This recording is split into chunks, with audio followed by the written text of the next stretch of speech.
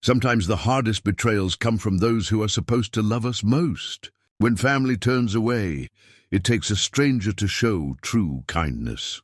Rosalie Vega stood alone on a frozen mountain trail with her 2 children, cast out by her parents for keeping her baby. Winter was closing in. She faced an impossible choice. Then came Ezra Pike, a weathered cowboy on a wagon pulled by his donkey Dusty. He offered shelter without judgment, warmth without conditions. In his worn homestead, something unexpected grew, not just between 2 broken souls, but in hearts that had forgotten what safety felt like. When spring arrived, would what they built together be strong enough to last? Before we jump back in, tell us where you're tuning in from. And if this story touches you, make sure you're subscribed, because tomorrow I've saved something extra special for you. The New Mexico Territory in the winter of 1885 was a place where the wind carried both whispers and judgment in equal measure. Snow fell soft and silent over the Red Canyon lands, blanketing the sage and pinon in white, turning the rugged landscape into something deceptively peaceful. But beneath that gentle snowfall, the cold could kill a person. Everyone who lived there knew it. Rosalie Vega knew it too. At 23 years old, she stood in the parlor of her parents' adobe home, her hands folded protectively over the swell of her belly. 5 months along. Visible now, undeniable. The evidence of her shame, her father called it. The wages of sin. Marcus Vega was a tall man, rigid as the cottonwood fence posts that lined his property. His face had been carved by sun and conviction into something hard and unyielding. He stood before the fireplace, one hand resting on the mantel, the other gripping his worn leather Bible. That Bible had seen every Sunday of Rosalie's life. It had been present at her christening, her first communion, every moment that mattered. Now it was being used as a weapon. "You will not bring this child into my house," he said, his voice steady, cold, not angry. That would have been easier. Anger burned hot and faded. This was something else. This was judgment, final and absolute. "You will not raise a bastard under my roof, Marcus," her mother said softly from her chair by the window. Elena Vega had once been beautiful, Rosalie remembered. Now she seemed faded, like a dress left too long in the sun. She said nothing more, just that single word, just his name, a small, useless protest. "It's my child," Rosalie said, and her voice shook despite her best efforts to steady it. "Your grandchild. It is the product of fornication and disobedience," her father replied. "You had a choice. The Sisters of Mercy would have taken it, given it to a proper Christian family. You refused. I refused to give away my baby." The words came out sharper than she intended. "I won't do it." Her father's jaw tightened. "Then you have made your choice." "And I have made mine." He opened the Bible, though he didn't look at it. He knew the verses by heart. "Be not deceived. Neither fornicators, nor idolaters, nor adulterers will inherit the kingdom of God. This house is built on his word. You cannot stay." Rosalie felt something crack inside her chest. She had known this was coming. For weeks she had felt it building. The long silences at supper, her father's prayers growing longer, more pointed, her mother's tears in the kitchen when she thought no one could hear. But knowing it was coming and hearing it said out loud were 2 different kinds of pain. "Where am I supposed to go?" she asked. "It's winter. You should have thought of that before you lay down with that man." Her father closed the Bible with a soft thump. "You are not my daughter anymore. Not until you repent and give up this child to those who can raise it in righteousness." Elena made a small sound, quickly stifled. She didn't rise from her chair. She didn't cross the room to embrace her daughter. She simply sat there, hands twisted in her lap, silent. And somehow, that silence hurt worse than her father's words. Rosalie had packed a small bundle the night before. She had known, somehow, that it would come to this. A change of clothes, her grandmother's blue wool blanket, a little food wrapped in cloth. It wasn't much, but then she didn't have much. She walked to the door without another word. There was nothing left to say. Her father had rendered his verdict. Her mother had chosen her husband over her daughter, silence over love. Rosalie's hands trembled as she pulled on her heavy coat, the one that barely buttoned now over her pregnant belly. She wrapped her grandmother's blanket around her shoulders like a shawl. The door closed behind her with a soft click, not a slam. That would have been too dramatic, too final. Just a quiet click like the latch of a gate. She stood on the porch for a moment, breathing the cold air, watching her breath cloud in front of her. Then she started walking. The trail that led away from her parents' property was rutted and frozen. Snow had fallen the night before, and more was coming. She could feel it in the air, that particular heaviness that meant the sky was ready to open up. She pulled the blanket tighter and kept walking. She didn't know where she was going. She only knew she couldn't stay. An hour passed, maybe 2. Time felt strange when you were walking through cold with nowhere to go. Her feet ached. Her back ached. The baby moved inside her, a gentle flutter, and she pressed her hand against her belly. "I've got you," she whispered.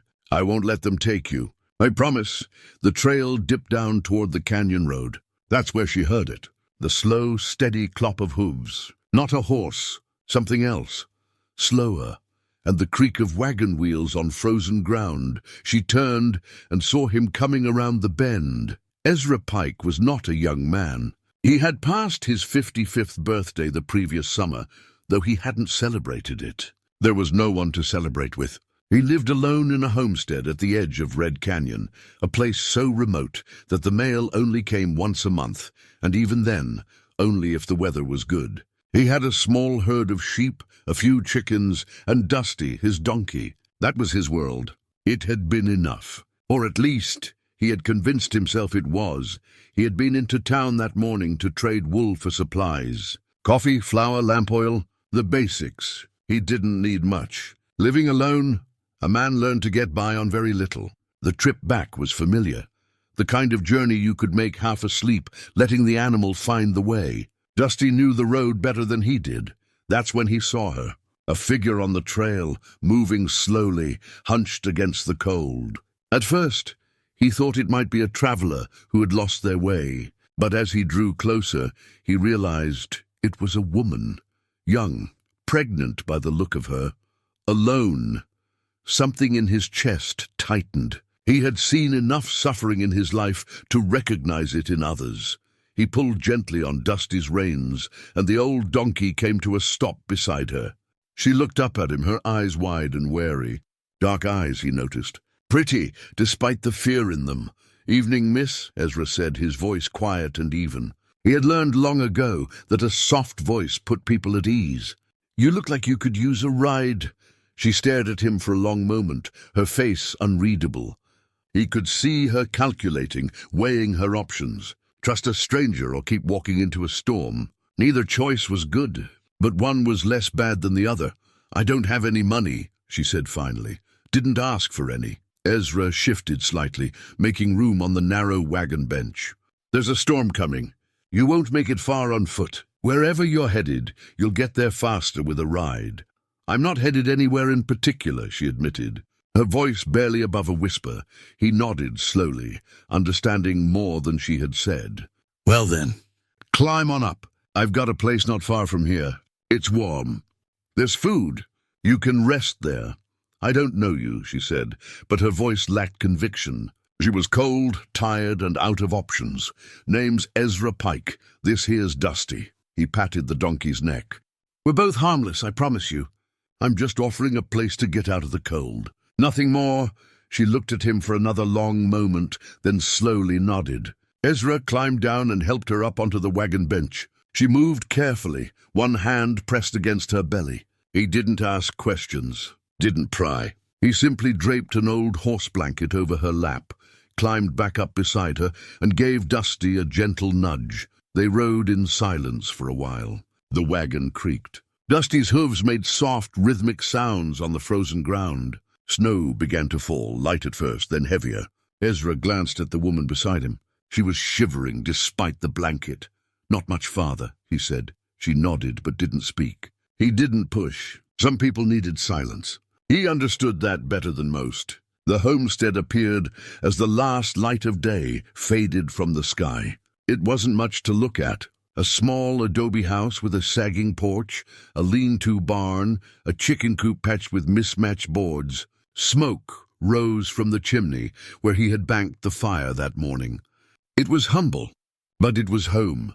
Ezra helped her down from the wagon, noting how unsteady she was on her feet. "Come on inside," he said. "I'll get the fire built up. You can warm yourself." She followed him to the door, hesitant, still wary. He pushed it open and stepped aside, letting her enter first. The interior was dim and drafty, but it was warmer than outside. A single room, with a stone fireplace, a rough table with 2 chairs, a narrow bed in the corner, simple, clean, the home of a man who lived alone and had no one to impress. "Sit by the fire," Ezra said, moving to add wood to the coals. "I'll make some coffee. You hungry?" She sank into the chair nearest the hearth, her hands extended toward the warmth. "I don't want to be a burden," she said softly. "You're not." He busied himself with the coffee pot, giving her space to settle. "I don't get many visitors out here. It's nice to have someone to cook for." "Why?" The question came out suddenly.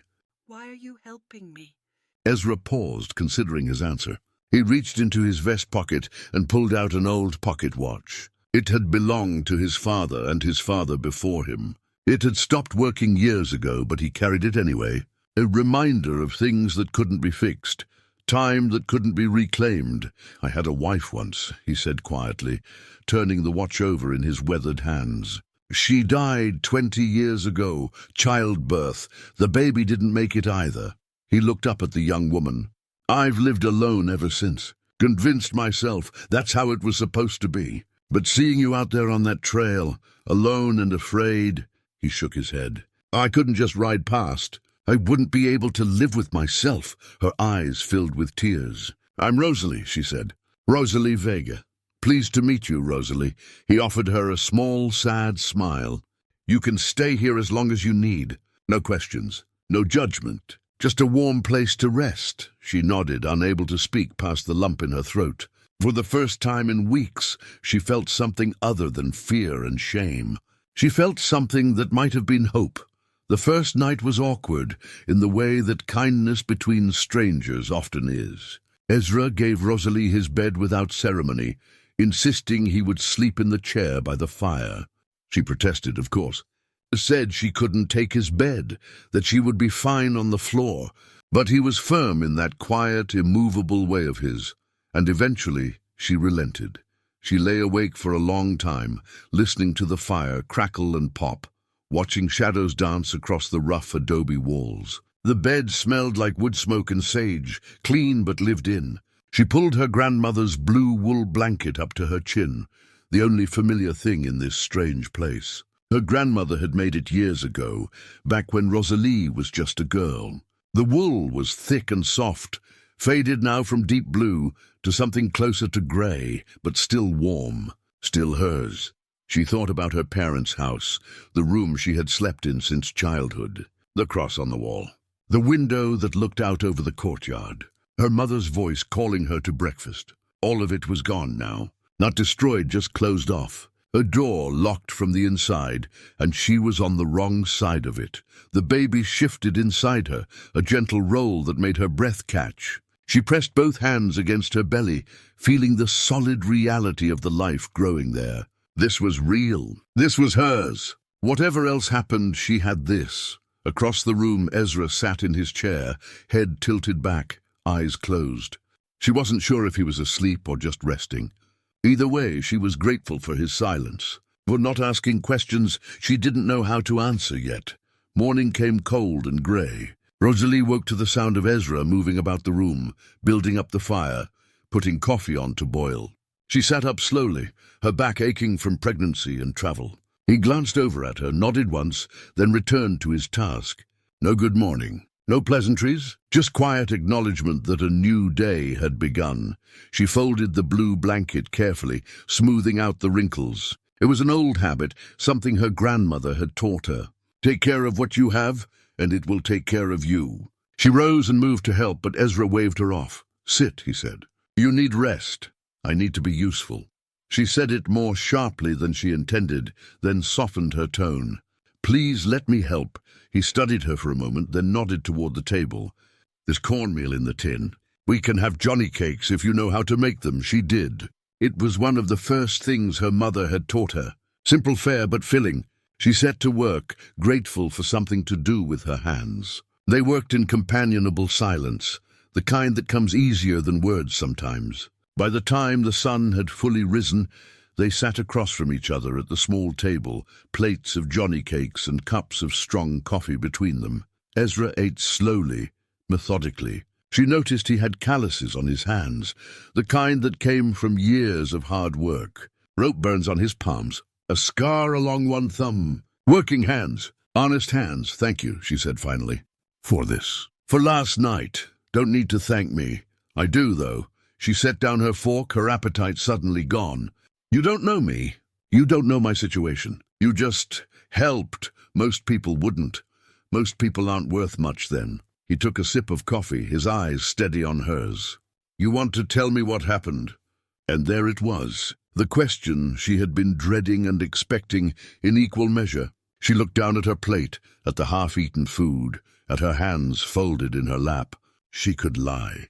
Make up some story about a dead husband, a tragic accident. But what was the point? He would figure it out eventually. Everyone always did. I'm not married, she said quietly. The baby's father. He's gone. Left when I told him. Said he wasn't ready to be a father. Said a lot of things, actually. None of them kind. Ezra nodded slowly, his expression unchanged. She continued, the words coming faster now. My parents gave me a choice. Give the baby up for adoption or leave. They said I couldn't stay if I kept it. Said it was a sin. That I was bringing shame on the family. Her voice cracked. So I left, or they threw me out. I'm not sure which. Maybe both. And the father? Ezra asked. He won't help? He's gone. Moved to California last I heard. Wanted nothing to do with me or the baby. She looked up, meeting his gaze. I know what people think. What you probably think. That I'm a fool. That I made my bed, and now I have to lie in it. That I deserve this. I don't think that. You should. The tears came then, hot and shameful. She tried to wipe them away, but they kept coming. Everyone else does. Ezra was quiet for a long moment. Then he rose, walked to the fire, and stood there with his back to her. When he spoke, his voice was low and rough. My wife's name was Catherine, Kathy. We were married young. She was 19, I was 20. We tried for years to have a baby, years, and then finally, when we'd almost given up, she got pregnant. He paused, his shoulders tight. She went into labor early. The midwife came, but there were complications. I sat outside that door for 18 hours, listening to her scream. And then silence, both of them gone. Just like that, he turned back to face her, and she saw something raw in his eyes. Pain that hadn't healed even after 20 years. I blamed myself for a long time, he continued. Thought maybe if I'd been a better husband, a better man, things would have been different. Thought maybe God was punishing me for something. I don't know what, but I carried that weight for years. Still do some days. I'm sorry, Rosalie whispered. Don't be. I'm telling you this because I want you to understand something. Life is hard. It's cruel sometimes. Bad things happen to good people, and there's no sense to it. No fairness. But that doesn't mean you deserve it. And it doesn't mean you're alone. He moved back to the table and sat down, his hands folded in front of him. You can stay here, he said. Through the winter, at least. Longer, if you need. I've got the space, and the work's not too hard. You can help around the place, earn your keep. And when the baby comes, he hesitated. Well, we'll figure that out when the time comes. Why? The question came out as barely a whisper. Why would you do this for me? He thought about it for a moment, then shrugged. Because someone should. And I'm here. It wasn't poetry. It wasn't grand declarations or promises of forever. It was just simple, honest kindness. And somehow that made it mean more. Rosalie wiped her eyes, pulled her grandmother's blue blanket tighter around her shoulders, and nodded. Okay, she said. Thank you. I'll work hard. I'll earn my keep. I promise. I know you will. He stood and began clearing the dishes. Now, if you're feeling up to it, I could use some help with the chickens. They're getting ornery without their morning feed. She stood too, steadier now. I can do that. They worked through the morning in comfortable quiet, establishing the rhythms that would carry them through the winter. Ezra showed her where everything was kept, how he liked things done. Not demanding, just explaining. She learned quickly that he was a man of routine, of order. Not rigid like her father, but consistent, reliable. By late afternoon they sat by the fire again, each with a cup of tea. Dusty brayed from the lean-to, and Ezra smiled slightly. "He's probably wondering why there's someone new around," he said. "Does he get lonely?" Rosalie asked. "Being the only animal? We all get lonely sometimes." Ezra stared into the fire. "But we make do." She looked at him then, really looked at him. Saw the lines around his eyes, the grey in his beard, the weight of years lived alone. And she understood suddenly that maybe she was helping him as much as he was helping her. Maybe kindness worked both ways. Maybe they both needed this.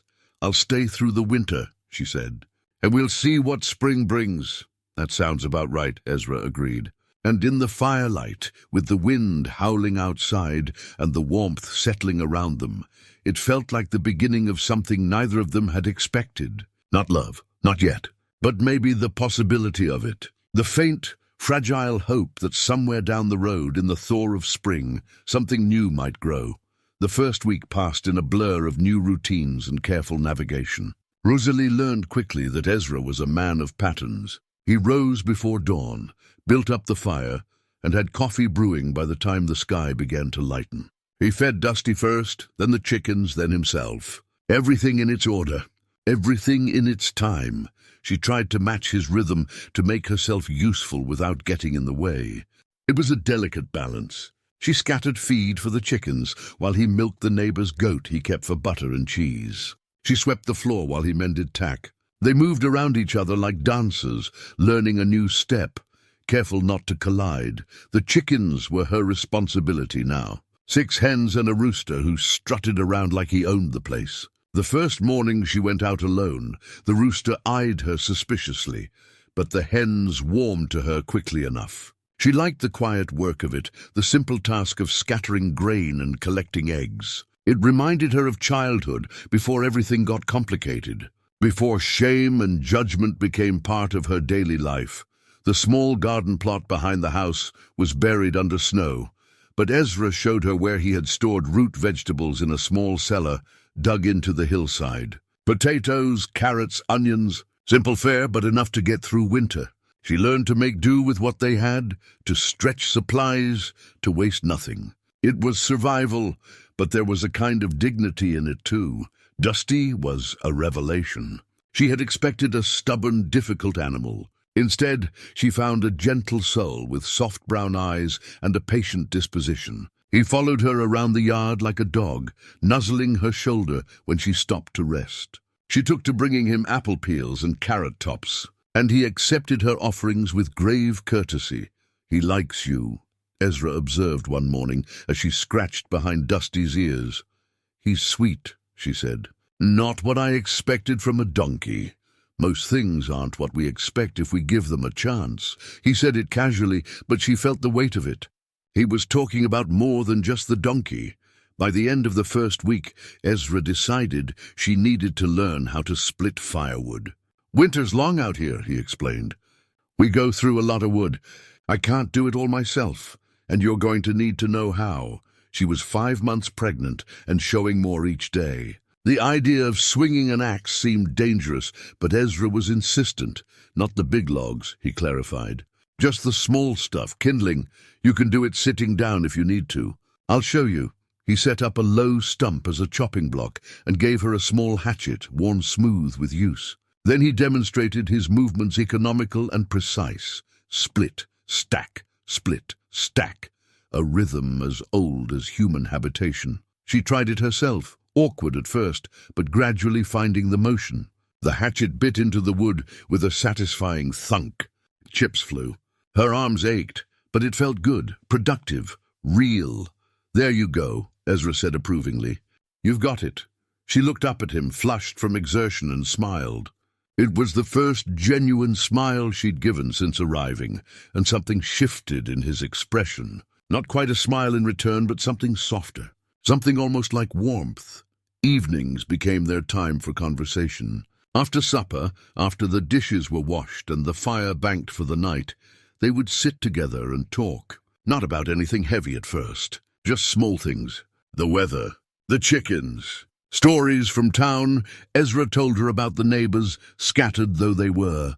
The Caldwell Ranch, 5 miles east, where Mrs. Caldwell was known for her healing skills. The Murphy family to the west, with their 7 rowdy boys. The circuit preacher who came through once a month, weather permitting. He painted a picture of a sparse but real community, people making their way in a hard land. Rosalie talked less, but Ezra never pushed. When she did speak, it was often about small memories. Her grandmother teaching her to sew, the taste of her mother's sopapillas, the sound of church bells on Sunday morning. She couldn't talk about her parents directly yet. The wound was too fresh, but she could talk around them, about the life that had been. One evening, as they sat by the fire, she noticed him carving something. A piece of wood, smooth and pale, held carefully in his weathered hands. He worked the knife with practiced ease, shaving off thin curls that fell to the floor. "What are you making?" she asked. He held it up, a spoon. Simple, elegant, with a deep bowl and a comfortable handle. "Thought you could use one," he said. "For the kitchen. The ones I have are all worn down. You're making me a spoon." She wasn't sure why it touched her so deeply, but it did. The care in it, the thoughtfulness. "It's nothing fancy," he said, almost embarrassed. "Just something to pass the time. It's beautiful." She reached out and he placed it in her hands. The wood was warm from his touch, smooth as silk. She ran her thumb over the grain, feeling the love and attention in every curve. "Thank you, Ezra, really." He ducked his head, uncomfortable with gratitude. "Like I said, it's nothing, but it wasn't nothing. It was everything. It was proof that someone saw her as more than a burden, more than a mistake. It was proof that she mattered. As the days passed, she became more comfortable in the space. She learned where he kept the coffee, how he liked his eggs, what time he went to bed. She learned to read his moods in the set of his shoulders, the tightness around his eyes. He was a quiet man, but not cold, just private. Careful with his words because he knew their weight. Her pregnancy became more obvious. The baby was active now, kicking and rolling at odd hours. She would press her hand against her belly and feel the solid pushback, the undeniable presence of new life. Sometimes she caught Ezra watching her with an expression she couldn't quite read. Not judgment, not pity. Something else. Something that looked almost like longing. One afternoon, she was bringing water from the well when she slipped on a patch of ice. She didn't fall, caught herself on the fence, but the bucket went flying, water splashing everywhere. She stood there, frustrated and near tears, staring at the mess. Ezra appeared from the barn, took one look at the situation, and did something unexpected. He laughed. Not a cruel laugh, a genuine, warm chuckle that rumbled up from his chest. "I did the exact same thing last week," he said. "Landed right on my backside." Dusty thought it was the funniest thing he'd ever seen. She stared at him, startled by the sound. Then, despite herself, she started laughing too. It bubbled up unexpected and genuine, shaking loose something tight in her chest. They stood there in the cold, laughing together like fools. And for the first time since leaving her parents' house, she felt something other than grief. She felt almost light. "Come on," Ezra said, wiping his eyes. "Let's get that water." Together this time. Safer that way. They filled the bucket together and carried it back to the house, their hands side by side on the handle. It was a small thing, a simple moment, but it mattered. It was the first crack in the wall they had both built around themselves. The first sign that maybe, just maybe, they could be more than just 2 lonely people sharing a roof. Maybe they could be friends. Maybe, with time, something more. Christmas approached like an unwelcome guest. Rosalie felt it coming days before, that particular weight that settled in her chest when she thought about the holiday. All her life, Christmas had meant family. Midnight mass at the adobe church in town, her mother's tamales, her father reading the nativity story from his leather Bible. It had meant belonging, tradition, home. Now it meant nothing, or rather it meant loss, a reminder of everything she had given up or had taken from her. The distinction no longer seemed to matter. She tried to hide it, to keep her grief private. But Ezra noticed. He was observant in that quiet way of his, seeing things without seeming to look. One evening, a week before Christmas, he found her standing by the window, staring out at the snow-covered landscape, with tears sliding silently down her cheeks. "Rosalie?" His voice was gentle, careful. She wiped her face quickly. "I'm fine. Just tired. You don't have to be fine all the time." He moved closer, keeping a respectful distance. "It's Christmas soon. That's hard when you're missing people. I'm not—" She stopped. There was no point in lying. "I keep thinking about how it used to be. Christmas at home. My mother would make tamales, and the whole house would smell like masa and spices. My father would put up a small tree, nothing fancy, just pine branches tied together. But it was ours." Her voice broke. "And now it's not. Now I have nothing." Ezra was quiet for a long moment. Then he crossed to a small chest in the corner, one she had never seen him open. He lifted the lid and carefully removed something wrapped in cloth. When he unwrapped it, she saw it was a tin-type photograph in a simple frame. "This was Kathy," he said, holding it out so Rosalie could see. A young woman with a gentle smile and dark hair, pulled back in a simple style. Pretty, kind-looking. "This was taken right after we married. She was 19. I was 20. We thought we had all the time in the world." Rosalie took the photograph carefully, studying the face of the woman Ezra had loved. She was beautiful. She was everything. His voice was rough with old pain. "That Christmas, the year she died, was the worst of my life. I couldn't stand to celebrate. Couldn't stand the music, the decorations, the cheer. It felt like mockery. Like the world was celebrating while mine had ended. What did you do?" "Nothing. I sat in this house and waited for it to pass. And it did, eventually. Time kept moving, whether I wanted it to or not." He took the photograph back, looking at it for a moment before carefully rewrapping it. "But I learned something in those years.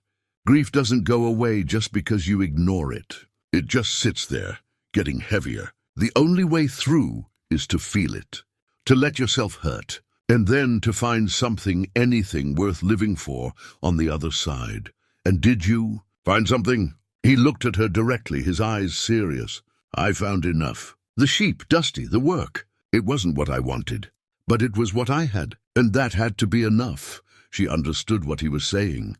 That survival was enough, that making it through another day was enough. But she also heard what he wasn't saying, that he had been lonely, that he had built a life but not a full one, that something in him had stopped when Kathy died, and had never quite started again.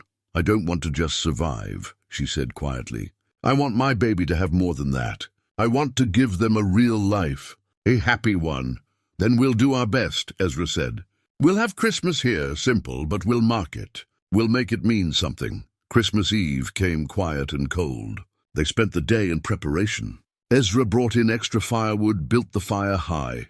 Rosalie made a simple supper, nothing fancy, just what they had. Beans, cornbread, dried apples stewed with cinnamon. But she set the table carefully, with Ezra's good plates, the ones he kept wrapped in cloth and only used on rare occasions. She had been working on a gift for him, something small. He had a shirt, one of his better ones, that had a tear in the shoulder. She had mended it carefully, using thread she had unraveled from an old cloth. The stitches were tiny, nearly invisible. It wasn't much, but it was something. Proof that she was paying attention, that she cared. After supper, Ezra stood and moved to the corner near his bed. He pulled out something large, covered with a blanket. "I've been working on this," he said, almost shy. "Thought you might need it." He pulled the blanket away, and Rosalie gasped. A cradle, beautiful, simple, perfectly made. The wood was smooth, the joints tight. He had carved small flowers along the sides, delicate and intricate. "It must have taken him weeks, Ezra," she breathed. "It's perfect. Baby will need somewhere to sleep," he said gruffly. Seemed like the practical thing to do. She stood and crossed to him, running her hands over the smooth wood. She could see the care in every line, every curve. This wasn't just practical. This was love. This was hope. This was him saying, in the only way he knew how, that he believed in her future, that he believed in her child. "Thank you," she whispered. And then, unable to help herself, she started crying. Not sad tears this time. Something else. Relief, gratitude, overwhelming emotion that had nowhere else to go. Ezra stood there awkwardly for a moment, then gently, carefully, put his arm around her shoulders. It was the first time he had really touched her, and she leaned into him, letting herself be held. They stood like that for a long time, two people who had both lost so much, finding comfort in each other's presence. When she finally pulled back, wiping her eyes, she handed him the wrapped shirt. "I made you something too." "It's not much." He unwrapped it, saw the careful mending, and something in his expression softened. "It's perfect," he said.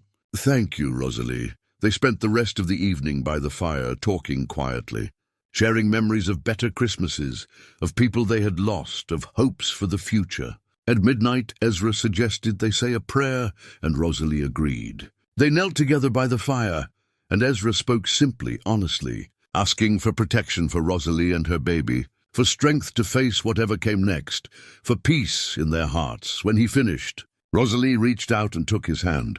He squeezed gently, and they stayed like that for a moment, hands clasped, heads bowed, a silent communion, a promise that they were not alone. New Year's Eve came a week later, quieter than Christmas, but no less meaningful. They stayed up to mark the moment, watching the old year die and the new one begin. The fire crackled. Outside, the wind howled. Inside, they were warm. "What do you want from this new year?" Ezra asked as midnight approached. Rosalie thought about it, one hand resting on her belly. "Safety. For my baby, for us. And maybe something like peace." "That's a good want," Ezra said. "I'll do my best to help you find it. What about you? What do you want?" He looked at her for a long moment, his expression unreadable in the firelight. "I want to be a better man," he said finally. "I want to be the kind of person who deserves your trust, who deserves to be part of your life and your baby's life." "You already are," she said softly. "You already are, Ezra." The clock struck midnight, marked only by the sound of their breathing and the crackle of the fire. Ezra stood and poured them each a small cup of water, the closest thing they had to celebrating. "To the new year," he said. "To new beginnings." "To new beginnings," Rosalie echoed, and they drank together. As she looked at him across the small room, she realized something had changed. They were no longer just two strangers sharing a roof. They were something more. Not lovers, not yet, but partners, companions, people who had chosen deliberately and consciously to face the future together. And that was no small thing. January came in cold and stayed that way, the kind of cold that made your bones ache, that turned breath to ice in your lungs. Snow fell heavy and often, piling up against the house, until Ezra had to dig a path to the barn each morning. They stayed close to the fire, rationing their movements, conserving energy. Winter was showing its teeth. Rosalie had started organizing the house, a project born of restlessness and the need to feel useful. 6 months pregnant now, she couldn't do heavy work, but she could sort and tidy. She went through shelves and cupboards, finding order in chaos, making the small space feel more like a home. That's when she found the letters. They were in an old wooden box, tucked in the back of the cupboard near Ezra's bed. She hadn't meant to pry, had simply been looking for extra blankets. But when she opened the box, there they were. A bundle of letters tied with faded string, the paper yellowed with age. She knew immediately what they were, who they were from. She should have put them back, should have respected his privacy. But something made her pause. Maybe it was loneliness, maybe it was curiosity, maybe it was the need to understand the man who had given her shelter when everyone else had turned away. She untied the string carefully and read the first letter. The handwriting was neat, feminine, full of loops and flourishes. "My dearest Ezra," it began. The words were simple but tender. Kathy writing about their life together, about her hopes for their future, about the love she felt for him. Letter after letter, year after year, a record of a marriage cut short by tragedy. The last letter was different, harder to read, written in a shaky hand. "My darling, if you're reading this, it means I'm gone. Don't grieve too long for me. Live, Ezra, please live. Love again. Promise me." Rosalie's throat tightened. She carefully retied the string and put the letters back exactly as she had found them. But the words stayed with her. Love again. Promise me. Had he? Could he? That evening, as they sat by the fire, she couldn't help herself. Can I ask you something? Ezra looked up from the harness he was mending. Sure. When you lost Kathy, did you ever think about marrying again? Starting over? His hand stilled. He set down the leather and the needle, his expression closing off slightly. That's a heavy question. I'm sorry. I shouldn't have asked. No, it's all right. He was quiet for a long moment, staring into the fire. I thought about it. Years ago. There was a widow in town, nice woman. Some folks tried to matchmake us, but it didn't feel right. Nothing ever did. After a while, I stopped trying, convinced myself I was meant to be alone, that my chance at that kind of life had come and gone. But you're not old, Rosalie said softly. You still have time. He smiled, but it didn't reach his eyes. I'm 55, Rosalie. That's not young. It's not dead either, he laughed, surprised. No, I suppose it's not. He looked at her, his expression thoughtful. Why are you asking? I found the letters, she admitted. I wasn't snooping. I was looking for blankets, and they were there. I shouldn't have read them, but I did. I'm sorry, she expected anger. Instead, he just nodded. It's all right. They're old words, old feelings. She told you to live, to love again. She did. But it's easier said than done. He picked up the harness again, his hands moving automatically. Some things once broken don't mend. I don't believe that, Rosalie said. I think people can heal. I think hearts can mend. It just takes time, and maybe the right person. He met her eyes, and something passed between them. An understanding, a possibility. Neither of them said it out loud, but it hung in the air between them, fragile as a soap bubble. The moment was broken by a sudden, sharp movement. Rosalie gasped, her hand flying to her belly. Oh, what is it? Ezra was on his feet immediately. Are you all right? The baby, it's kicking. Really kicking this time. She pressed both hands against her belly, feeling the solid thump of tiny feet or fists. Here, feel. She reached for his hand before she thought about what she was doing. He hesitated, then let her guide his palm to her belly. They stood like that, his weathered hand warm against the swell of her pregnancy, waiting, and then it came. A strong kick, unmistakable. Ezra's eyes widened. That's something. That's my baby, Rosalie said, laughing. Your future house guest. He kept his hand there, feeling another kick and then another. His expression was impossible to read. Wonder maybe, or grief, or something in between. Kathy was 7 months along when she died, he said quietly. I never got to feel the baby move. I'm sorry, Ezra, don't be. He pulled his hand back slowly. This is different. This is now. This is life happening, not death. That means something. They were both quiet for a moment, absorbing the weight of it. Then Ezra cleared his throat. We need to go into town soon. Supplies are getting low. And you should see Mrs. Caldwell. Make sure everything's progressing as it should. I don't know if I can face people yet, Rosalie admitted. The stares, the whispers, everyone knowing my shame. Then we'll face them together, Ezra said firmly. You're not alone in this. Not anymore. The trip to town came 3 days later.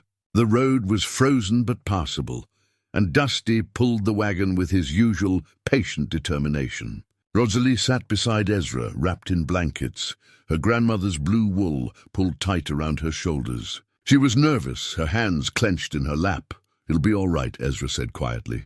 Just remember, you have nothing to be ashamed of. But when they arrived in town, the reality was harder than she had imagined. People stared, openly. A woman with a child crossed to the other side of the street to avoid passing them. The clerk at the general store was polite but cold, his eyes flickering to her belly and then away, as if the sight offended him.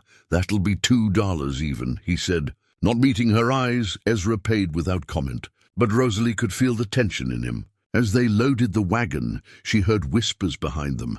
That's the Vega girl, the one who got herself in trouble. Living in sin with that old cowboy, I heard. Shameful. Absolutely shameful. Ezra's jaw tightened. He turned slowly, facing the two women who had been speaking. They fell silent, looking caught. Ladies, he said, his voice calm but carrying an edge of steel. If you have something to say, I'd appreciate you saying it to our faces instead of behind our backs. We didn't mean... One of them started. Yes, you did. He didn't raise his voice. Didn't need to.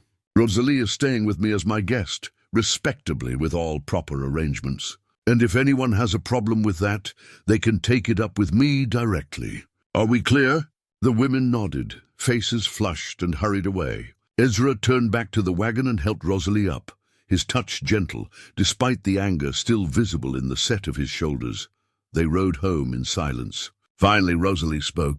"Thank you for defending me. Nothing to thank me for." But his voice was still tight. "People are cruel when they don't understand, or when they're afraid of being different themselves. Do you think they'll talk? Let them." He glanced at her. "You're worth 10 of them, Rosalie. Don't ever forget that." She blinked back tears and nodded. And as they rode back to the homestead, back to their simple, safe life, she realized something important. For the first time since leaving her parents' house, she didn't feel alone. She had someone in her corner, someone who saw her worth, even when the rest of the world didn't. And that was no small gift. The ride home from town left a heaviness between them that lingered into the evening. Rosalie couldn't shake the memory of those stares, those whispers. The judgment in their eyes had been sharp as winter wind. She moved through her evening tasks mechanically, feeding the chickens, helping with supper, all while feeling the weight of shame pressing down on her shoulders. After supper, she stood at the window, watching the last light fade from the sky. Ezra was at the table, pretending to read an old newspaper, but she could feel his attention on her. "I'm ruining your reputation," she said finally, her voice small. "Those women in town, they think I know what they think." Ezra set down the paper. "And I don't give a damn what they think." She turned, surprised by the edge in his voice. "He rarely swore. Rosalie, I've lived in this territory for 30 years. I've worked hard, kept to myself, never caused trouble. And you know what that's gotten me? A life of loneliness and a reputation for being strange. The hermit of Red Canyon, the man who talks to his donkey." He stood, moving closer. "If helping you damages that sterling reputation, then so be it. I'd rather be known as a man who showed kindness to someone in need than a man who turned away out of fear of gossip. But they'll talk. They'll say terrible things. Let them talk. Words are just air. They can't hurt us unless we let them." He paused, then added more softly, "You're not a burden, Rosalie. You're not something I'm enduring. You're—" He trailed off, seeming to search for words. "You're the best thing that's happened to this house in 20 years. The admission hung in the air between them. Rosalie felt her throat tighten. "Ezra, I mean it. This place was dead before you came. Just me and Dusty going through the motions. Now there's life here, purpose, someone to talk to, someone to cook for, someone to care about." He looked away, uncomfortable with his own honesty. "So no, you're not a burden. You're a blessing. Even if the town doesn't see it that way." She crossed the room slowly, stood in front of him. "You're a good man. I'm just a man, doing what seems right." They stood close, closer than they usually did. She could see the gray in his beard, the lines around his eyes, could see something in his expression that looked almost like longing. For a moment, she thought he might say something more, might close the distance between them. But he stepped back instead, clearing his throat. "It's late," he said. "You should rest. Baby needs you healthy." She nodded, recognizing the retreat for what it was. Neither of them was quite ready yet. But they were getting closer. That night, lying in bed, Rosalie stared at the ceiling and thought about the future. The baby would come in less than 3 months. Then what? She couldn't stay with Ezra forever, could she? It wouldn't be right. People already talked. But where else could she go? She had no money, no skills beyond basic housework, and a baby to care for. The thoughts chased themselves in circles until she finally fell into an uneasy sleep. The next morning, over coffee, she gathered her courage. "Ezra, I need to ask you something." He looked up, attentive. "All right. What happens after the baby comes? I mean, where do I go? I can't stay here forever. People will—" "Why not?" He said it simply, as if it were obvious. "Because it's not proper. Because, Rosalie," he set down his cup, "you can stay here as long as you want. Both of you. There's room. There's work. And honestly, I don't want you to go." "You don't?" "No." He met her eyes, steady and serious. "I told you, this place was dead before you came. Now it's alive. I'd like to keep it that way if you're willing, but what about your reputation? What about, I already told you. I don't care. Let them think what they want. He paused, then added carefully, unless you want to leave. Unless you're planning to go somewhere else. Where would I go? She laughed, but it came out bitter. My parents won't take me back. I have no money, no prospects. You're the only person who's shown me kindness in months. Of course I want to stay. I just don't want to be a burden. You're not a burden, he said again, firmer this time. Your family, or as close to it as I've had in 20 years. The word hung between them. Family. It wasn't romantic. It wasn't passion or poetry. But it was real. It was solid. It was something to build on. All right, she said softly. Then I'll stay. As long as you'll have me, good. And for the first time that morning he smiled. It transformed his face, making him look younger, lighter. That settled then. With the future somewhat clarified, Rosalie threw herself into preparation. She took over a corner of the room near the fireplace and made it into a small nursery. The cradle Ezra had built sat there, lined with soft blankets. She folded tiny clothes she had been sewing from old fabric, arranged them neatly. Made a small changing area with a basin and clean cloths. It was simple, but it was ready. Waiting, Ezra watched her work with quiet approval. Sometimes she would catch him looking at the cradle with an expression she couldn't quite read. Sadness, maybe, or hope. Perhaps both. February thawed into early March. The snow began to melt, revealing brown earth beneath. Icicles dripped from the eaves. Birds returned, their songs breaking the winter silence. Spring was coming, slow but certain, and with it, new life. As one evening, they stood on the porch together, watching the sunset paint the canyon walls in shades of orange and pink. The air was warmer, gentler. Rosalie leaned against the porch rail, feeling the baby move inside her. Spring's coming, Ezra observed. Soon everything will be green again. I can't wait. Winter felt like it would never end. They always do, though. I mean, nothing lasts forever. Not the hard times. Not the good times. He paused. You just have to hold on through the hard parts and trust that better days are coming. She looked at him, this man who had saved her when she had nowhere else to go. This quiet, lonely soul, who had opened his home and his heart without asking for anything in return. Without thinking, she reached out and took his hand. He looked down at their joined hands, then up at her face. Rosalie, thank you, she said, for everything. For giving me hope when I had none left. You gave me something too, he said quietly. You reminded me what it feels like to care about someone. To have something to look forward to in the morning. That's no small thing. They stood like that, hands joined, watching the light fade. The moment stretched between them, full of unspoken things. Feelings neither was quite ready to name. Rosalie felt herself leaning toward him, saw him do the same. For a heartbeat, they were close enough that she could feel his breath, see the uncertainty in his eyes. Then Dusty brayed loudly from the barn, breaking the spell. They both stepped back, embarrassed. The moment shattered. I should check on him, Ezra said too quickly. Make sure he has water, and I should get inside. It's getting cold. They separated, each retreating to safer ground. But later that night, as Rosalie lay in bed, she touched her lips and wondered what it would have felt like if they hadn't pulled away. If they had been brave enough to take that step. In his chair by the fire, Ezra pulled out a small wooden box from his pocket. Inside was a silver wedding ring. Kathy's ring. He had carried it with him for 20 years, unable to let it go.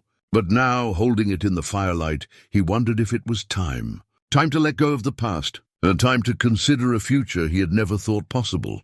He closed the box carefully and tucked it back in his pocket. Not yet, but maybe soon. Maybe when the time was right. Maybe when they were both ready to admit what was growing between them. Something tender and unexpected. Like the first green shoots of spring, pushing up through frozen ground.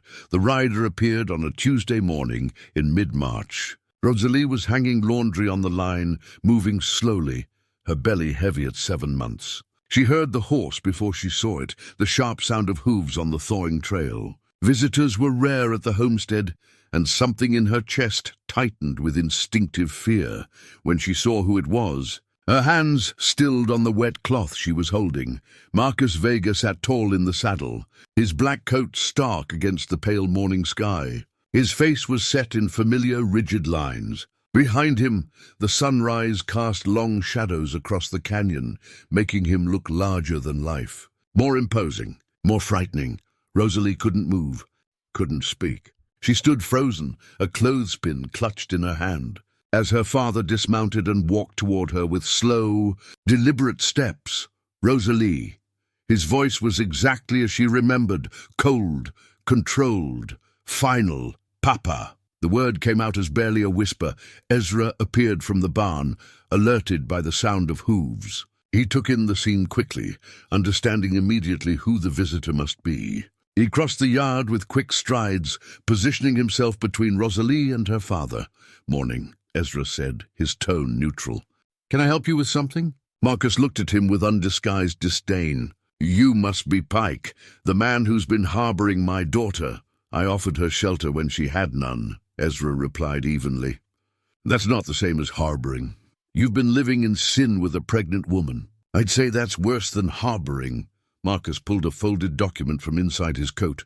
"I've come to remedy the situation before it gets worse. Papa, what are you doing here?" Rosalie found her voice, though it shook. She moved to stand beside Ezra, her hand unconsciously going to her belly. "How did you find me?" "Small town, Rosalie. People talk, especially when a Vega girl is living alone with an old bachelor." He unfolded the papers, held them out. "This is a legal petition for custody, filed with the territorial court. The moment that child is born, it becomes a ward of the state. And I, as the maternal grandfather and a man of standing in the community, am claiming custody." The words hit like physical blows. Rosalie felt the ground tilt beneath her. "You can't do that." "It's my baby. You're an unwed mother with no means of support, living in impropriety. The court will agree that the child deserves better. A proper Christian home. My home." Marcus's voice remained calm, matter-of-fact. "Your mother and I have prepared a room. The Sisters of Mercy have agreed to help with the initial care.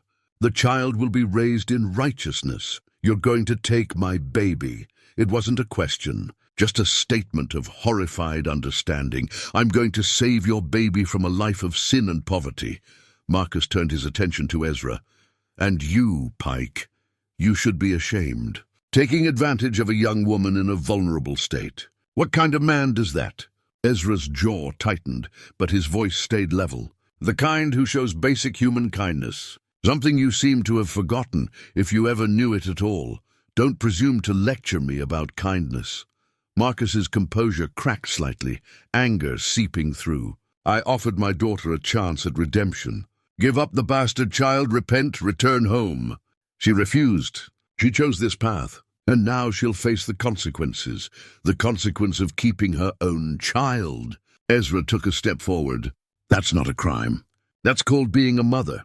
In the eyes of God and the law, she's unfit. And you, harboring her, sharing a home with an unmarried pregnant woman, your reputation in shambles. The whole situation is scandalous." Marcus refolded the papers, tucked them away. "I'll be back in 6 weeks. When the child is born, I'll return with the territorial sheriff and a court order. The baby will come with me, and if you try to prevent it, Pike, you'll be arrested for obstruction." Rosalie made a small, broken sound. All the hope she had built over these months, all the safety she had found in this place, was crumbling. Her father was going to take her baby, just like he had taken everything else. Her home, her dignity, her choice. "Papa, please." She hated the pleading in her voice, but she couldn't help it. "Don't do this. I'm begging you. You had your chance." Marcus mounted his horse, looking down at them from his elevated position. "You chose your path. Now live with it. Or rather don't, because that child will be raised properly, whether you like it or not." He rode away without another word, leaving Rosalie and Ezra standing in the yard, the morning sun suddenly too bright, too harsh. The laundry flapped on the line, forgotten. Dusty watched from the barn, ears forward, sensing the distress. Rosalie sank to her knees in the dirt, her hands pressed against her belly, her breath coming in short, panicked gasps. "He's going to take my baby. He's going to take my baby." Ezra knelt beside her, his hand on her shoulder. No, he's not. We won't let him. How can we stop him? He has the law. He has everything. She looked up at him, tears streaming down her face. I have nothing. I'm nobody. An unwed mother with no money, no status. The court will side with him. They always do. Not always.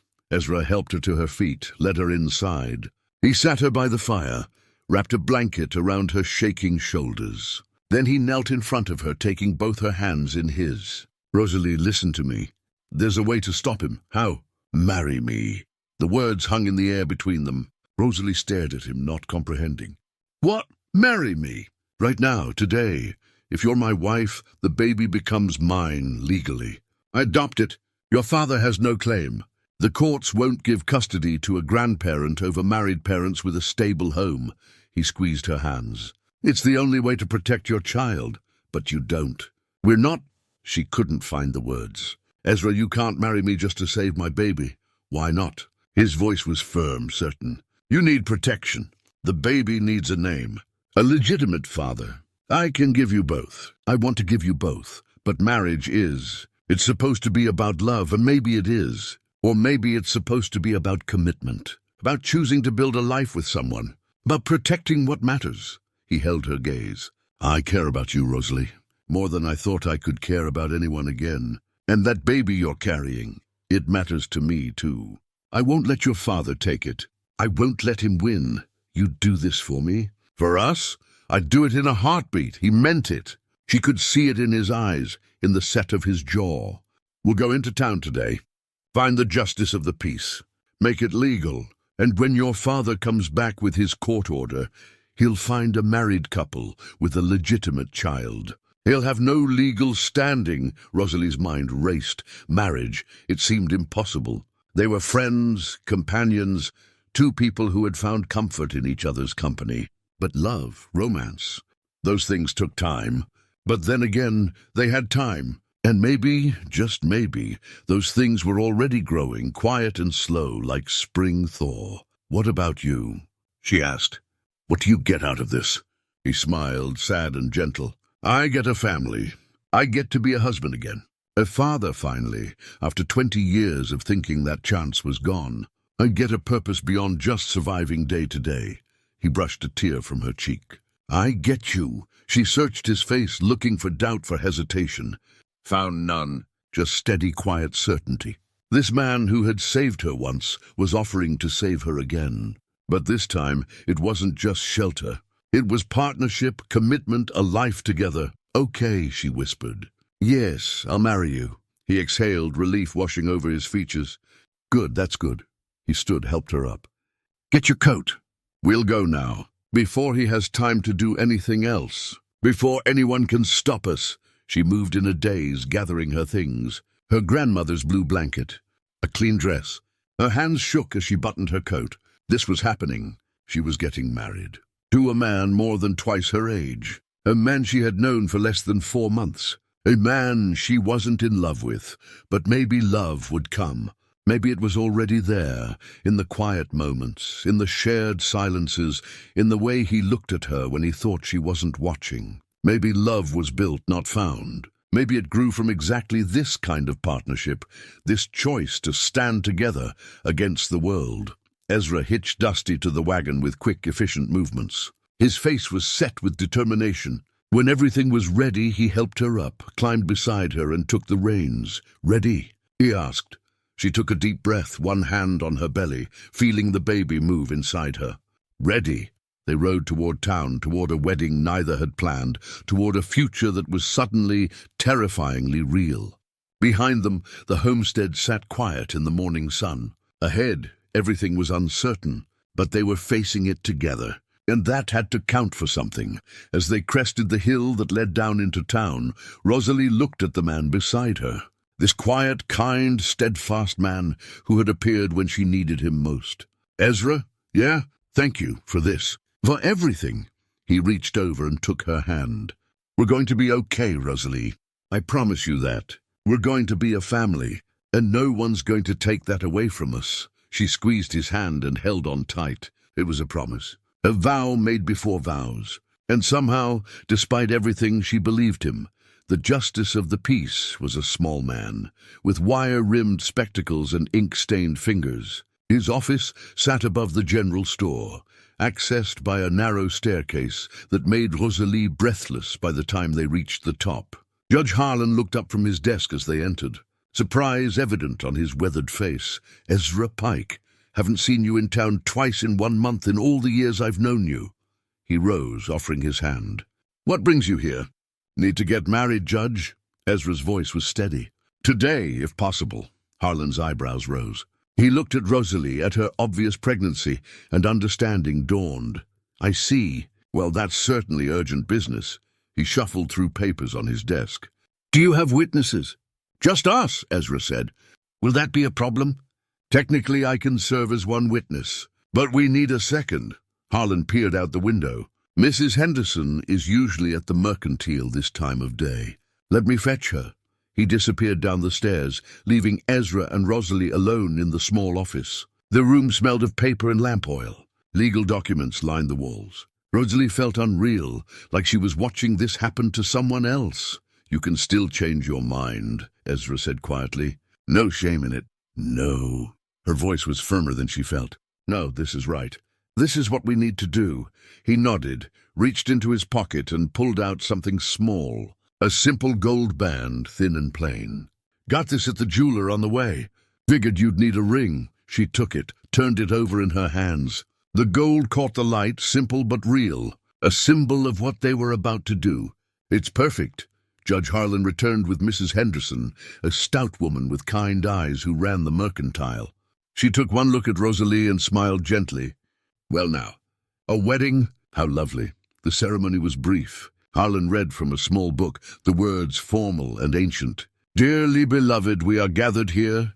Rosalie barely heard them. She was too aware of Ezra beside her, his hand warm and steady when he took hers. Too aware of the baby moving inside her, responding to her rapid heartbeat. "Do you, Ezra Pike, take this woman to be your lawfully wedded wife?" "I do." "And do you, Rosalie Vega, take this man to be your lawfully wedded husband?" She looked at Ezra, at this man who had saved her twice now. "I do. By the power vested in me by the New Mexico Territory, I now pronounce you husband and wife." Harlan smiled. "You may kiss the bride if you're so inclined." Ezra leaned in slowly, gave Rosalie time to pull away. She didn't. Their lips met in a brief, chaste kiss. A promise sealed. When they pulled apart, his eyes searched hers, asking a silent question. "Are we all right?" She nodded. "We are." Mrs. Henderson hugged them both, wished them well. Judge Harlan handed Ezra the marriage certificate, official and legal. "Congratulations, Mr. and Mrs. Pike. May you have many happy years together." They descended the stairs in silence, climbed back into the wagon. As Dusty began the journey home, Rosalie looked at the ring on her finger. Mrs. Ezra Pike. It felt strange, foreign, but also somehow right. "Well," Ezra said finally, "we're married." "We are." She couldn't help a small, nervous laugh. That happened fast. "Had to. Your father won't waste time." He glanced at her. "We'll need to register the marriage officially. Make sure it's in all the right records. And once the baby comes, I'll file adoption papers immediately. Make everything legal and binding. You've thought this through. Had to. Can't leave anything to chance." His jaw was set, determined. "Your father comes back. He'll find everything in perfect order. No grounds for his petition. The baby will be mine, in the eyes of the law. He can't touch that." She felt a rush of gratitude so strong it brought tears to her eyes. "I don't know how to thank you for this. Don't need thanks. We're family now. That's what family does, family." The words settled around them like a blanket, comforting, heavy, real. They arrived home as the sun was setting. The homestead looked the same, but everything had changed. They were husband and wife now, partners, bound by law and intention. Inside, the awkwardness set in immediately. They moved around each other carefully like strangers, which in some ways they still were, married strangers. It would have been funny if it weren't so terrifying. "I'll sleep in the chair tonight," Ezra said too quickly. "Like before. No need to change anything." "Ezra, you don't have to." "I want to." "We rushed into this out of necessity. Doesn't mean we have to rush everything else. He met her eyes. We'll take our time. Figure things out as we go. All right? She nodded, relieved and disappointed in equal measure. All right. They ate a simple supper in near silence, washed dishes together, went through the motions of evening routine. But everything felt different, charged with unspoken things. When Rosalie finally lay down in bed, her bed, she reminded herself, not their bed, she stared at the ceiling and wondered what she had done. Married a man she barely knew, bound her life to his, given her child his name, but what choice did she have? Her father had left her none. The days that followed were strange. They were married but living like roommates, polite, careful, dancing around the elephant in the room. At night Ezra slept in his chair. During the day they worked side by side. The baby was due any time now. Rosalie felt huge, uncomfortable, ready to be done with pregnancy. Every twinge made her wonder if labor was starting. 2 weeks after the wedding, Mrs. Caldwell came to visit. The older woman examined Rosalie with gentle efficiency. Baby's positioned well. Could be any day now. You have everything ready?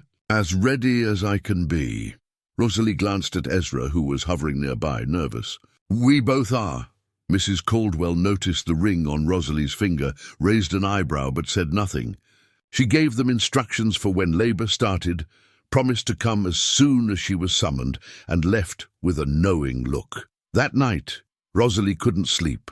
Fear and anticipation kept her awake. What if something went wrong? What if the baby didn't survive? What if she didn't? And looming over everything, the threat of her father returning.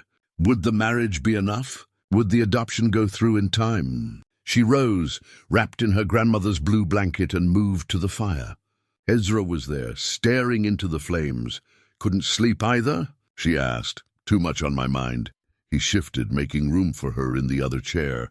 They sat in comfortable silence for a while, watching the fire. Then he spoke, his voice low. I've been thinking about what your father said. About us living in sin. About impropriety. Ezra, we're married now. It doesn't matter what he said, I know. But the thing is, he wasn't entirely wrong.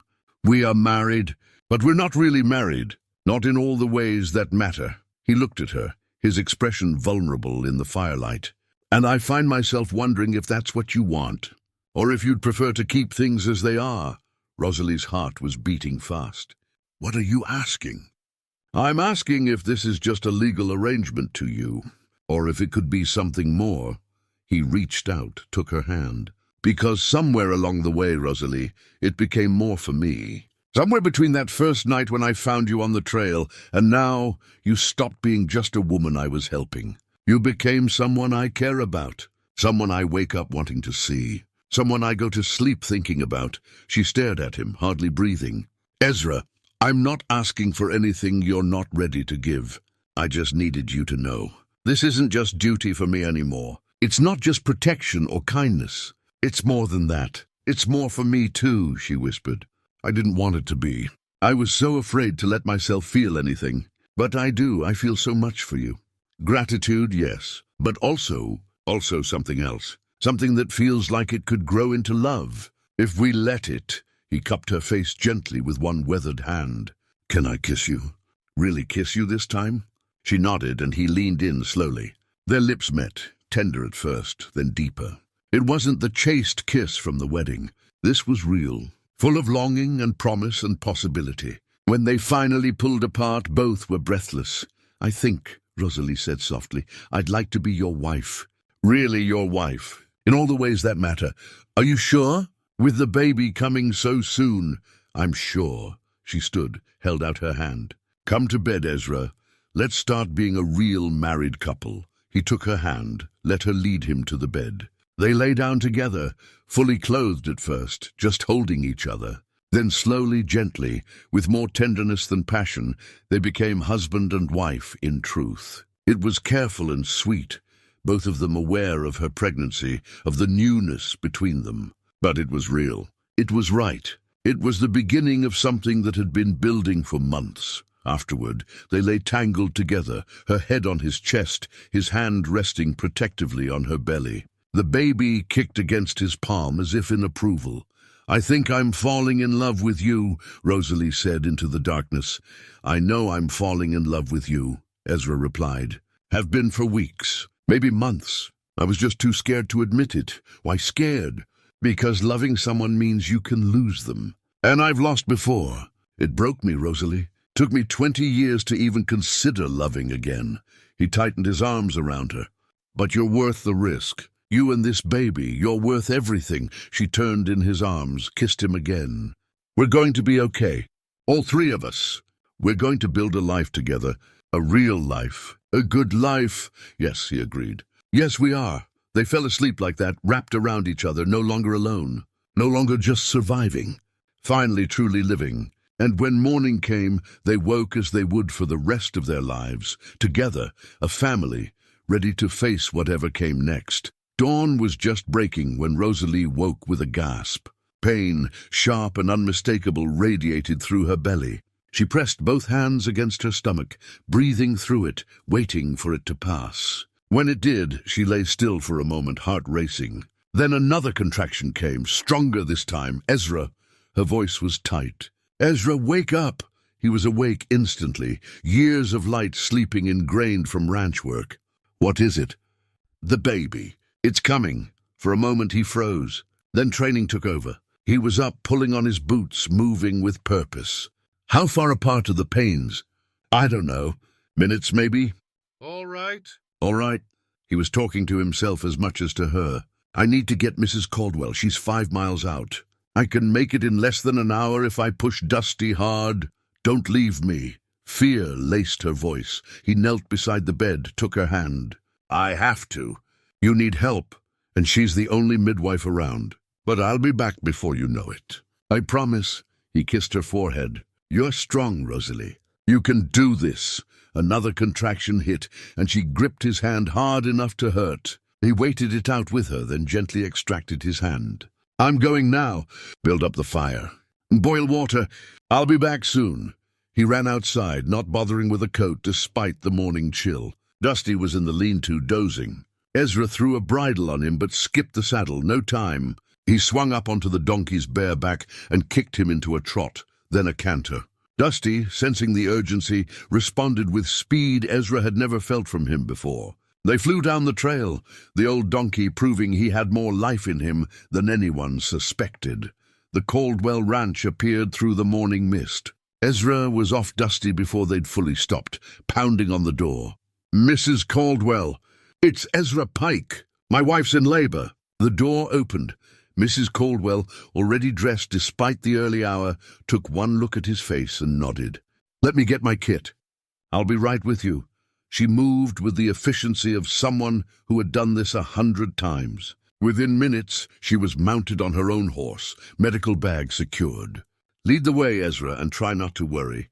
Most first babies take their time. They rode back faster than Ezra had come, Dusty somehow finding reserves of energy to keep pace with the horse. When they reached the homestead, Ezra burst through the door. Rosalie was where he'd left her, on the bed, sweating and pale. I'm here, he said. Mrs. Caldwell's here. Everything's going to be fine. Mrs. Caldwell took charge immediately, examining Rosalie with gentle, practiced hands. You're doing well, dear. Still early yet. This is going to take some time. How long? Rosalie asked between pants. No way to tell. Could be hours. Could be longer. Every baby comes in their own time. She turned to Ezra. I need clean cloths, hot water, and you to stay calm. Can you do that? He nodded, grateful for tasks to keep his hands busy and his mind occupied. He stoked the fire, set water to boil, gathered every clean cloth he could find, laid out the white cotton baby gown Rosalie had sewn weeks ago, soft and ready.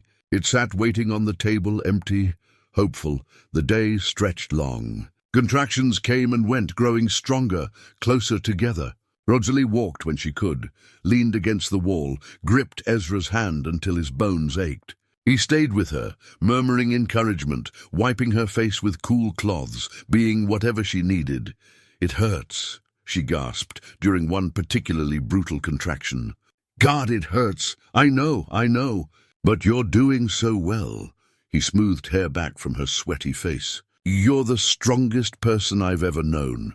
Between contractions, during the brief respites, Ezra's mind wandered to dark places. 20 years ago, Kathy had labored for 18 hours. He had sat outside, forbidden from entering, listening to her screams grow weaker and weaker until finally, silence. The midwife had emerged, shaking her head. Both gone, mother and child. What if it happened again? What if history repeated itself? What if he lost Rosalie the same way he'd lost Kathy? He couldn't survive that. Not again. Not when he'd finally let himself love again. Ezra, Rosalie's voice cut through his spiraling thoughts. Stay with me. I need you here, not lost in your head. He blinked, focused on her. I'm here. I'm right here. Promise me something. She gripped his hand as another contraction built. If something happens, nothing's going to happen, but if it does, promise me you'll take care of the baby. Love them. Raise them right. Rosalie, don't promise me. I promise. But you're going to be fine. Both of you. He said it with more conviction than he felt. You're going to meet your baby, our baby. And we're going to raise them together. She nodded, then cried out as the contraction peaked. Mrs. Caldwell checked her again, and something in the older woman's face changed. All right, Rosalie, it's time. Next contraction, you push. You understand? I can't, I'm too tired. Yes, you can. You will. Mrs. Caldwell's voice was firm but kind. This baby wants to meet you. Let's bring them into the world. The final stage was brutal. Rosalie pushed with everything she had, screaming through the pain, tears streaming down her face. Ezra held her, his heart breaking and swelling simultaneously. She was magnificent, fierce, determined, a warrior bringing new life into the world. I can see the head, Mrs. Caldwell announced. One more push, dear. One more big one. Rosalie bore down, a guttural sound tearing from her throat. And then suddenly, miraculously, a baby's cry filled the small room. Sharp, angry, alive, it's a boy! Mrs. Caldwell lifted the infant, still connected by cord red and squalling. You have a son.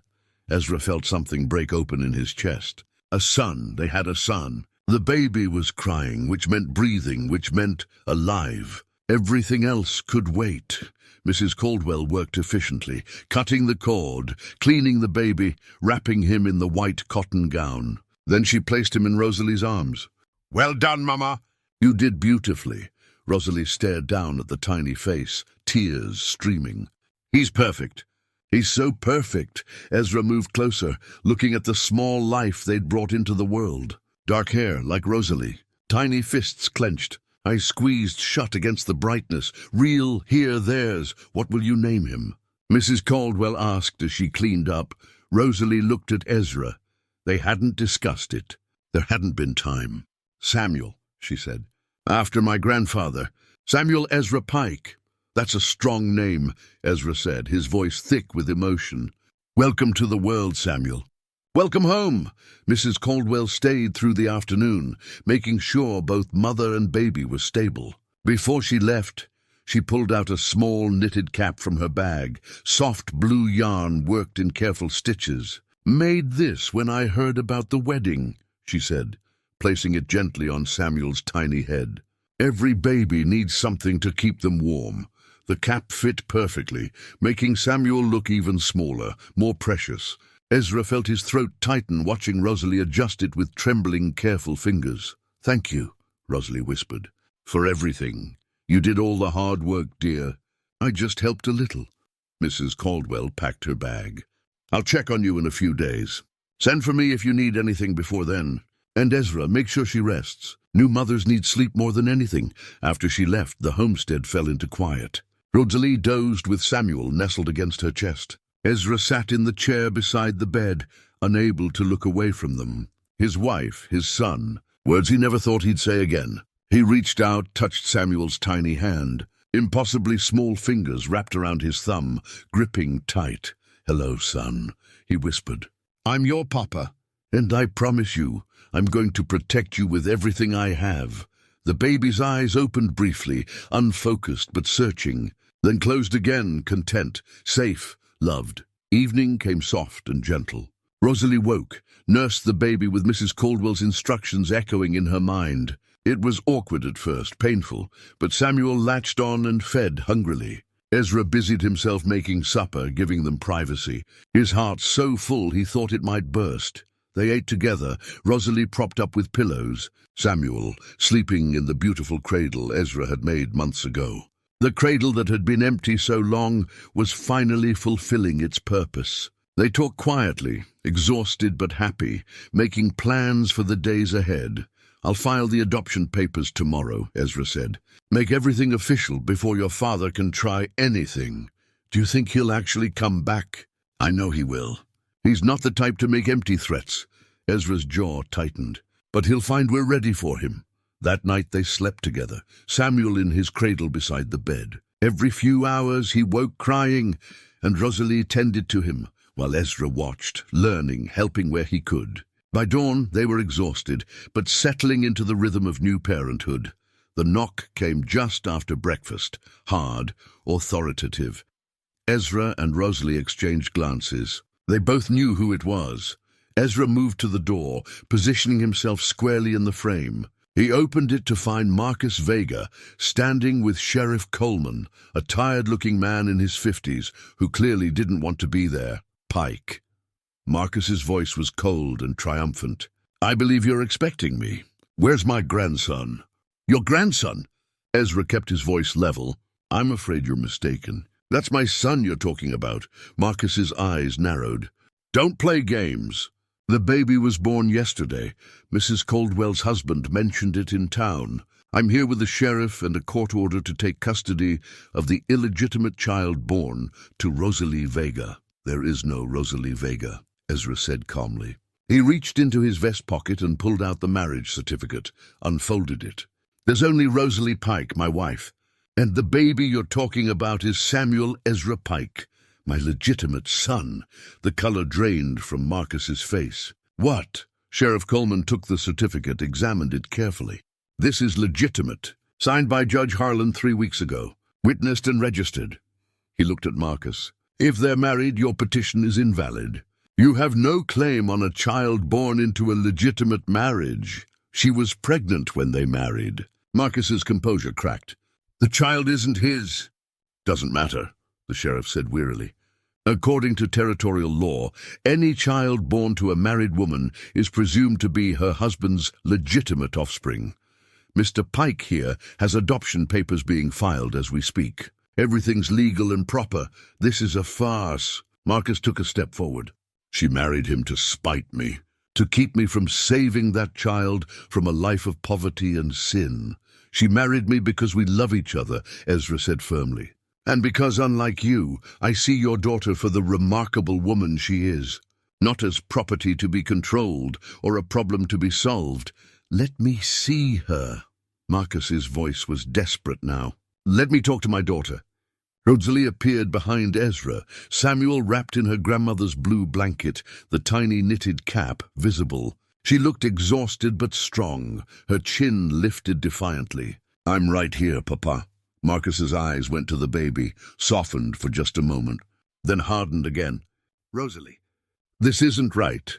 You know it isn't. That child deserves better than this. Better than him." "That child is my son," Rosalie said, her voice steady. "And this man is my husband. He's shown me more kindness in 4 months than you showed me in 23 years. He chose love. You chose judgment. I chose righteousness. You chose cruelty dressed up as virtue." She adjusted Samuel, who was starting to fuss. "You gave me an impossible choice and then punished me for making it. You would have taken my baby and given it to strangers, called it mercy, called it God's will. It would have been better for the child to be raised without his mother, to grow up thinking he wasn't wanted." Rosalie shook her head. "No, Papa. Ezra has given Samuel something you never could. A home built on love, not rules. Acceptance, not judgment. That's what my son deserves. That's what I'm giving him." Marcus stood silent, his rigid frame finally showing cracks. For a moment he looked old, defeated. "You're making a mistake." "No," Rosalie said softly. "I'm finally making the right choice. I'm choosing my child. I'm choosing my husband. I'm choosing a life built on grace instead of fear." She paused. "You taught me a lot, Papa. You taught me scripture and discipline and hard work. But you never taught me the most important thing. You never taught me love. Ezra did that. This baby will grow up knowing love, and that's more than enough. Rosalie, goodbye, Papa. Her voice was final. Don't come back. You're not welcome here. Marcus looked at the sheriff, who shrugged. Nothing more I can do here. The marriage is legal. The child is legitimate. Your petition is void. They stood watching as Marcus mounted his horse, his movements stiff and mechanical. He looked back once, his face a mask of anger and something else. Something that might have been regret. Then he rode away, disappearing down the trail that led back to a life Rosalie no longer belonged to. Ezra closed the door, turned to find Rosalie crying silently, still holding Samuel. You all right?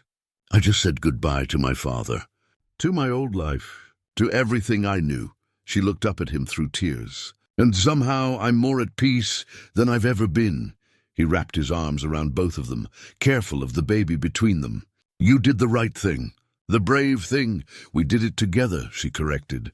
We're doing everything together now. Samuel chose that moment to let out a healthy wail, demanding attention. They both laughed, the tension breaking.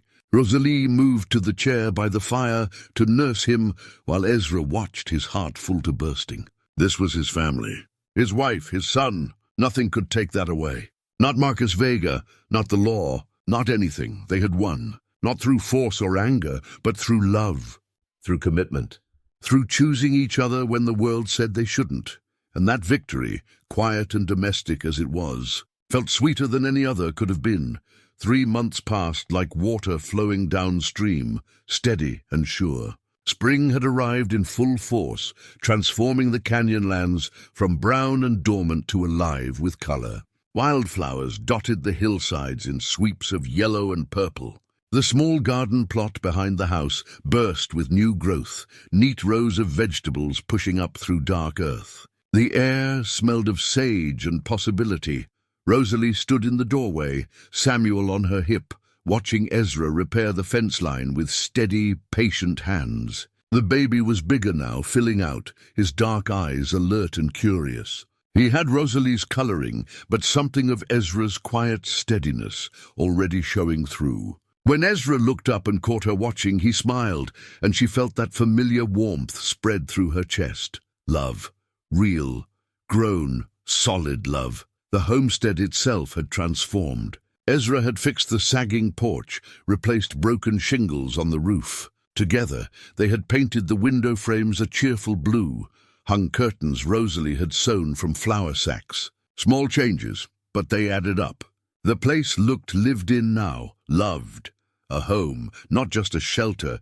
Dusty had become Samuel's unofficial guardian.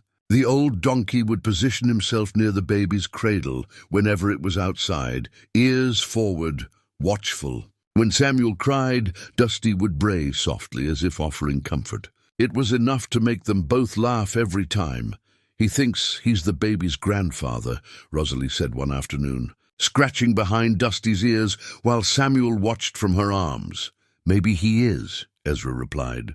Family comes in all forms. That was true enough. They had built something here that defied easy definition. Not the family Rosalie had grown up with, all rules and rigid hierarchy. Not the fairy tale romance of storybooks. Something better, something real. A partnership forged in necessity but sustained by choice. By love that grew slowly, like the vegetables in their garden, taking root and flourishing. Sunday morning arrived with golden light and birdsong. They had fallen into a routine, the three of them. Ezra made coffee while Rosalie nursed Samuel. Then they would sit together at the small table, sharing breakfast, planning the week ahead. Simple domesticity, but it felt sacred, earned. I've been thinking, Rosalie said, spreading preserves on a slice of bread. We should get a family Bible, a new one. Start our own records. Ezra looked up from his coffee. What about your family's Bible? Your father's. That's his legacy. All judgment and rules written in the margins. She shook her head. I want something different for Samuel. Something that shows love, not fear. Grace, not condemnation. I like that idea. Ezra reached across the table, took her hand. We'll go into town this week. Pick one out together. Together, she echoed, squeezing his fingers. That's become my favorite word. Later, while Samuel napped in his cradle, they sat together on the porch. The canyon stretched out before them, vast and beautiful. Ezra had his arm around Rosalie's shoulders, and she leaned into him, comfortable in the silence. "Do you ever regret it?" she asked quietly. "Taking me in that day? Marrying me? All of this? Not for a single second." His voice was firm. "You saved me, Rosalie. Maybe more than I saved you. How do you figure that? I was dying here, not physically, but in every way that matters. Just going through the motions, day after day, waiting for it to be over." He turned to look at her. "You brought me back to life, gave me purpose, gave me a family, gave me a reason to fix the roof and plant the garden and think about tomorrow. That's no small gift." She blinked back tears. "I think we saved each other. I think you're right." They sat like that until Samuel woke, crying for his mother. Rosalie rose to tend to him, and Ezra watched them through the window. His wife, his son, his family. Words that still felt new and wonderful every time he thought them.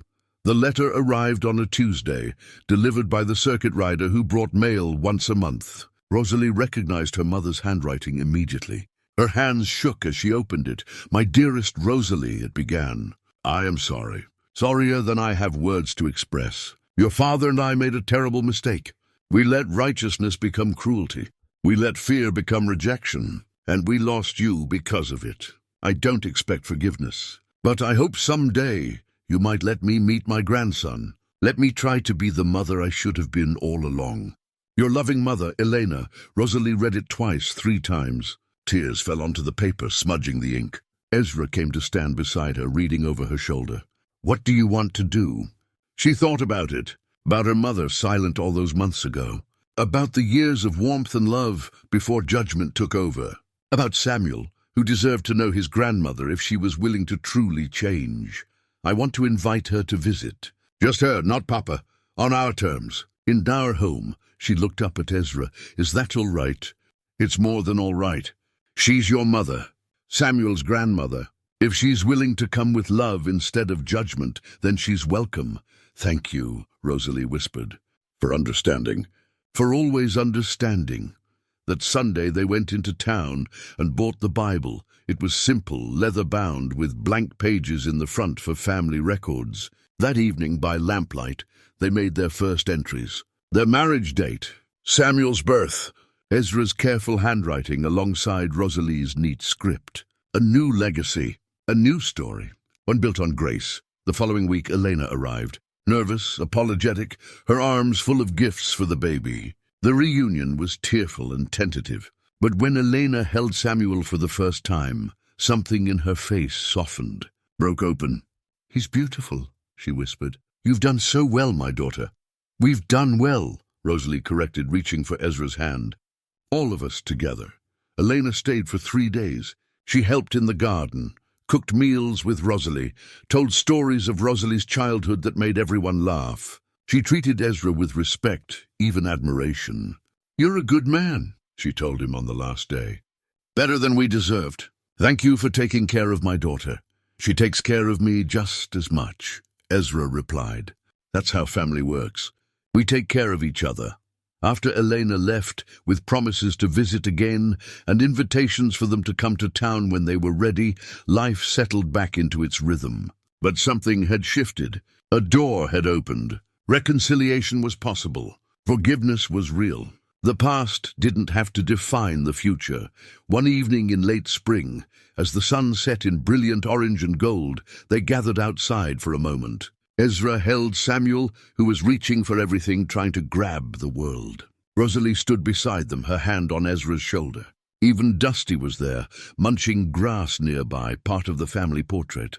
Rosalie thought back to that frozen trail months ago, when she had been alone and terrified, when the world had seemed impossibly dark. She thought about how a stranger on a wagon had changed everything, how kindness had led to shelter, how shelter had led to friendship, how friendship had bloomed into love. "What are you thinking about?" Ezra asked, seeing the faraway look in her eyes. "About how sometimes the people who are supposed to love us break our hearts," she said softly. "But sometimes strangers show us what love really means. Sometimes family isn't the one you're born into. It's the one you build. Is that what we've done? Built a family? Yes. She looked at him, at Samuel, at the homestead that had become their haven. We've built more than that.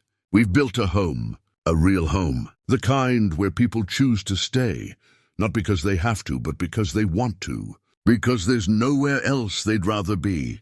Ezra pulled her closer, kissed the top of her head. Nowhere else I'd rather be either, Samuel cooed, reaching for his mother, and she took him, held him close. The three of them stood together as the last light faded, as stars began to appear in the darkening sky. Dusty brayed softly content.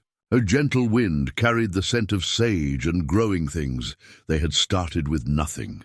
Just survival, just getting through one day and then the next. But somewhere along the way, survival had transformed into something richer, into joy, into purpose, into a life worth living. They had built not just a household, but a sanctuary. Not just a marriage, but a partnership.